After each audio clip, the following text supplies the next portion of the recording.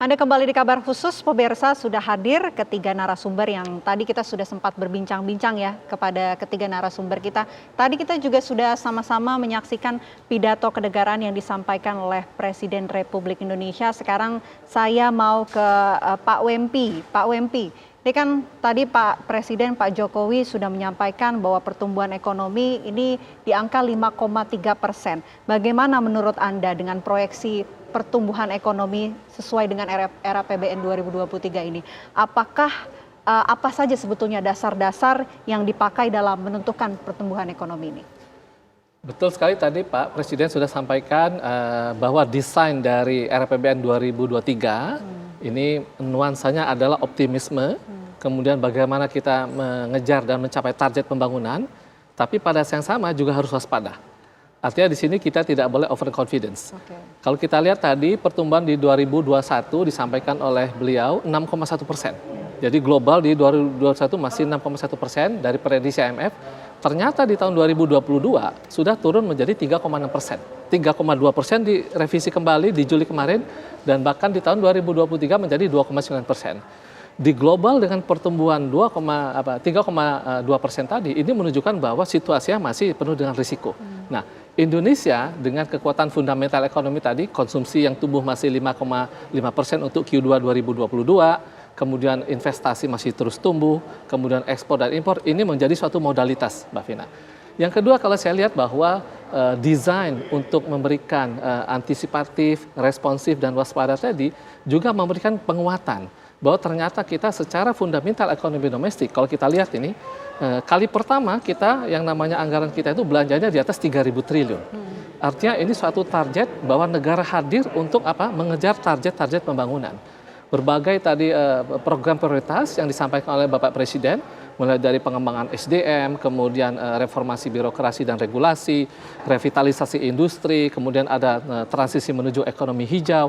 Ini bagian penting untuk mengejar pembangunan di masa depan. Sehingga kita harapkan dengan fundamental ekonomi yang terjaga baik di tahun 2022 dan kita menjaga momentum, namun tetap waspada di masa depan, kita lihat bahwa kombinasi antara faktor domestik dan bagaimana mengelola risiko global ini menjadi suatu kombinasi yang bagus bahwa kita bisa masih tetap optimis untuk mencapai target pertumbuhan di tahun 2023. Oke, sekarang saya mau ke Pak Edi. Ya. Pak Edi, kita juga sama-sama menyaksikan ya tadi Pak Presiden menyebut bahwa untuk belanja negara berada di angka 3.041,7 triliun. Juga tadi sudah disebutkan oleh Pak Wempi soal pertumbuhan ekonomi. Sekarang saya mau minta pendapat dari Anda dari KSP.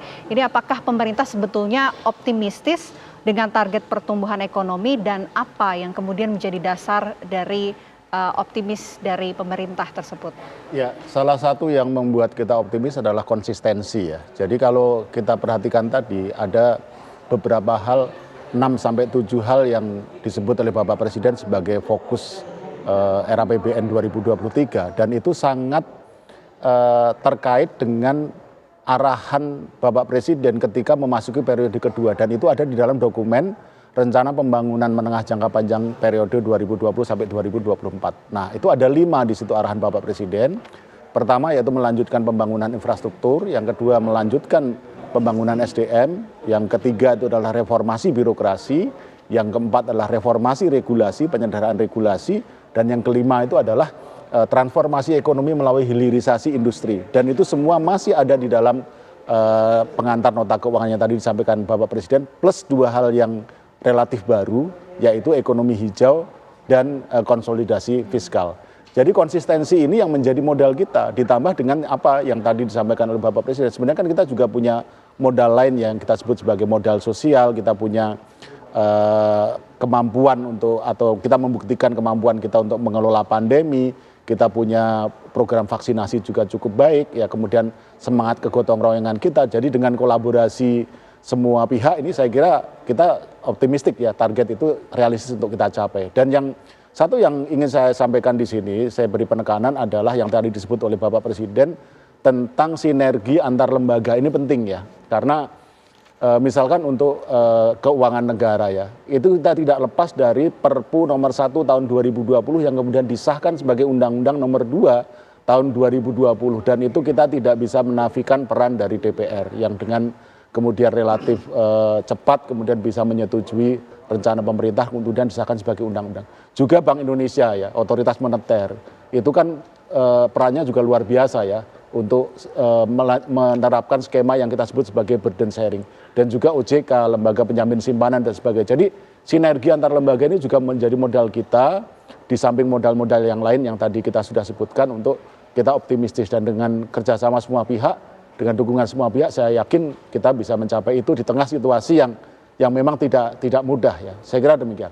Oke, sekarang saya mau ke Bang Henry Satrio. Bang, tadi kita sudah sama-sama menyaksikan ya pidato kenegaraan Presiden Jokowi, juga tadi Ibu Puan juga sempat menyampaikan pidato juga. Kalau dari pengamat politik ini melihatnya perbedaan dari apa yang disampaikan oleh Jokowi dan juga Puan, apa yang terlihat?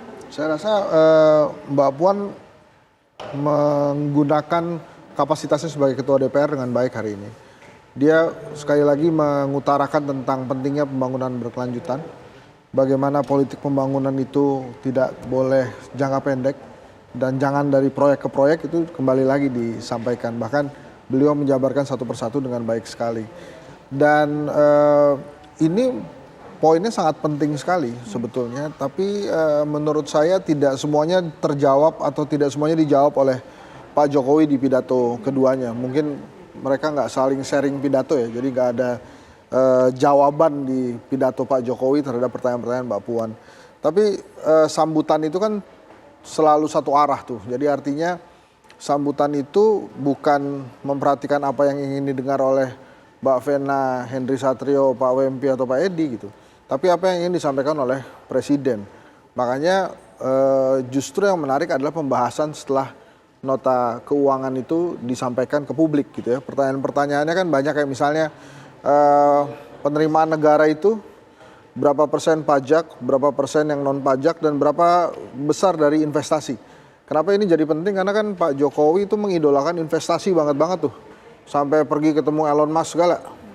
Beberapa kunjungan-kunjungan internasional, begitu kembali selalu membawa berita tentang investasi. Makanya penting juga sebetulnya kita mendengarkan pemasukan dari investasi itu, dari sekian ribu triliun itu berapa persen masuknya. Kan yang terbesar kalau tidak salah masih dari pajak. Nah, kalau memang ternyata investasinya tidak bisa membantu atau mendukung pemasukan negara secara signifikan, menurut saya harus ada evaluasi dan perbaikan-perbaikan strategi di sana. Nggak usah ganti menteri dulu lah, kan udah mau selesai. Jadi evaluasi saja. Sehingga kita ini juga memahami pemasukan negara nantinya seperti apa. Karena kan Pak Presiden di awal, di pagi hari tadi, menyampaikan beberapa calon fenomena yang akan terjadi secara ekonomi kan. Dan itu harusnya kan bisa dijawab di nota keuangan ini. Tapi saya rasa bahkan saya yakin itu tidak semuanya disampaikan secara menyeluruh ya pada pidato ini. Mungkin kita perlu kaji lagi.